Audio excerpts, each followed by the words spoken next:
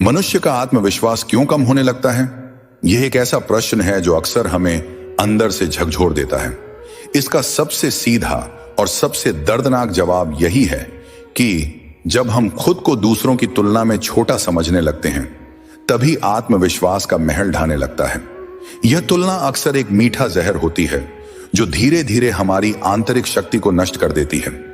लोग क्या कहेंगे, इस एक डर ने न जाने कितने सपनों को मार दिया है, कितनी प्रतिभाओं को अंधेरे में धकेल दिया है और कितने लोगों को खुद से दूर कर दिया है। यह डर हमें अपने स्वाभाविक आवेगों से रोकता है, हमें अपनी इच्छानुसार जीने नहीं देता। हम समाज की अपेक्षाओं के पिंजरे में कैद होकर रह जाते हैं और इस कैद में हमारा आत्मविश्वास धीरे धीरे दम तोड़ने लगता है। एक और महत्वपूर्ण कारण है हर बार असफलता से डरने वाला इंसान जो खुद की ताकत को भूल जाता है। असफलता जीवन का एक अभिन्न अंग है, सीखने का एक महत्वपूर्ण चरण है। लेकिन जब हम असफलता को एक अंतिम परिणाम मान लेते हैं, एक व्यक्तिगत हार मान लेते हैं, तो यह हमारे आत्मविश्वास को चोट पहुंचाती है। इस डर के कारण हम नए प्रयासों से कतराने लगते हैं, अपने कंफर्ट जोन से बाहर निकलने से डरते हैं और इस तरह अपनी वास्तविक क्षमता को कभी पहचान ही नहीं पाते।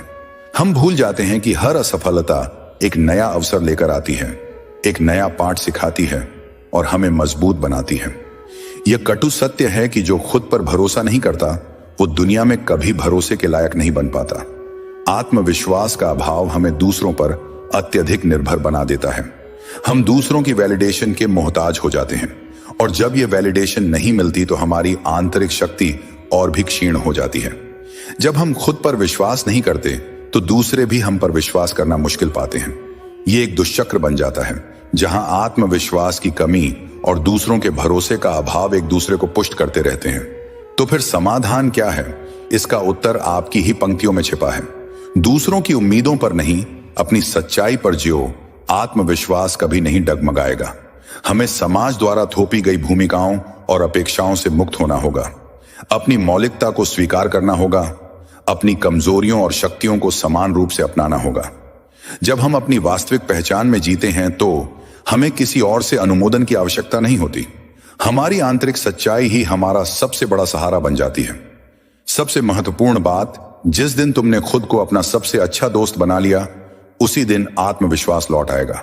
खुद से प्यार करना, खुद को समझना और खुद का सम्मान करना ही आत्मविश्वास की नींव है। अपने आप को अपनी ही गलतियों के लिए माफ करना सीखें, अपनी सफलताओं का जश्न मनाना सीखें, अपने अंदर की आवाज पर विश्वास करें। जब हम खुद के साथ एक मजबूत और सकारात्मक संबंध स्थापित कर लेते हैं तो बाहरी दुनिया की कोई भी चुनौती हमें विचलित नहीं कर पाती। अंत में यह याद रखना अत्यंत आवश्यक है कि असफलता आत्मविश्वास को नहीं तोड़ती, बल्कि उसे मजबूत करना सिखाती है। हर असफलता हमें कुछ नया सिखाती है, हमारी सीमाओं को पहचानने में मदद करती है और हमें और अधिक रेजिलिएंट बनाती है। यह हमें यह समझने का अवसर देती है कि हम कहाँ गलत थे और अगली बार कैसे बेहतर कर सकते हैं। हर बार जब हम असफलता के बावजूद उठ खड़े होते हैं तो हमारा आत्मविश्वास और भी दृढ़ होता है।